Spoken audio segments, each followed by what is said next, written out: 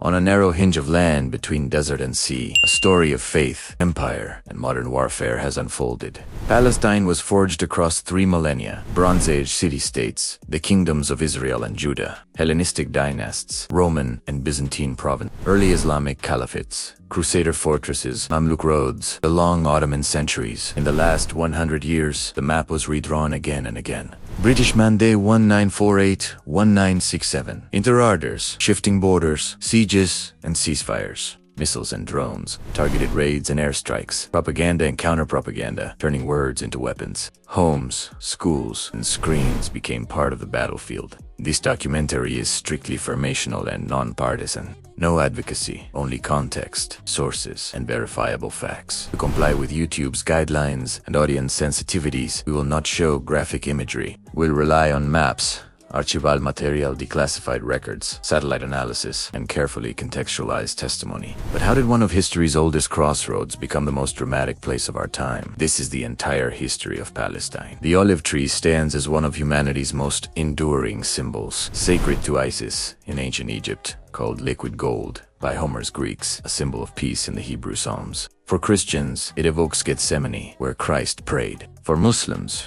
it connects to the Prophet Muhammad himself. Cultivated as early as the 8th millennium BCE in the Levant, this ancient tree has witnessed the rise and fall of civilizations across a land known by many names: Canaan, Eretz, Israel, and Palestine. Contrary to common misconceptions, the name Palestine appears in texts far older than its supposed Roman origin. The Greek historian Herodotus, writing centuries before Rome's dominance, used this name to describe the southern Levant. The word likely derives from the Palisette, one of the mysterious sea peoples who appeared in both Mesopotamian and Egyptian sources during the Late Bronze Age. The name Palestine, when referring to both place and people, predates its Roman usage by millennia. Yet, this land has carried many identities throughout history. Israel, the land of Israel, appears in biblical sources with boundaries that sometimes included parts of Lebanon and Syria while excluding southern regions. The Bible called the land of Edom. The Holy Land emerged as a Christian designation in the Middle Ages, focusing primarily on Jerusalem and other sites sacred to Christianity. Canaan broadly referred to the southern Levant in ancient texts. The historical kingdoms of Israel and Judah ruled parts of this territory, but never reigned over all of Canaan or the Promised Land.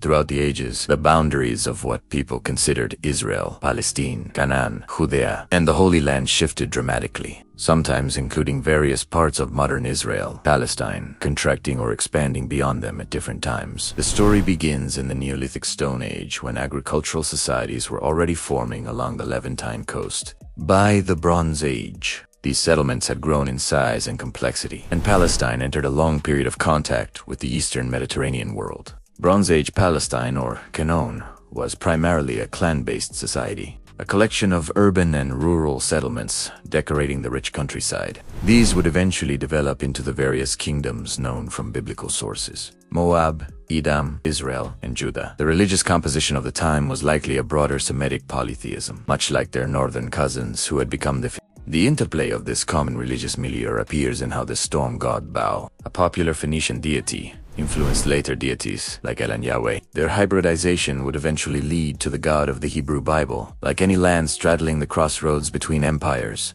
QAnon was caught in the geopolitics of the period's giants. Throughout the Bronze Age, ancient Egypt proved to be a steady influence on the broader Near East, while Canaanite cities continued trading with both Egypt and ancient Mesopotamia as the trade networks of the epoch expanded. As the Late Bronze Age dawned in the 1500s BCE, CE, the sun god of the Egyptians, Ra wrestled in the sky with the storm god of the Hittites, Tarhuna, for control of the lands where Yahweh and El would emerge. Canaan became one of the battlegrounds between the mighty Hittite and Egyptian empires. During this period, eventually falling under Egyptian control, the Egyptians left a physical mark on the region, building various administrative complexes throughout Canaan. Under Egyptian rule, local Canaanite clan structures survived, though the local culture became infused with Egyptian elements. This cultural entanglement was common throughout the Late Bronze Age. Canaanite populations during this time worshipped a mixture of Egyptian and local deities, as evidenced in the Fosse temple at Tel Lachish, where local protoculted with worship of the Egyptian goddess Hor.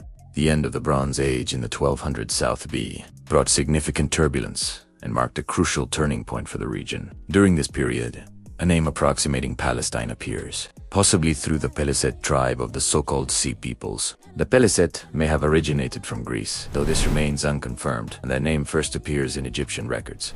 The Sea Peoples are often blamed for causing the Bronze Age collapse through mass raids.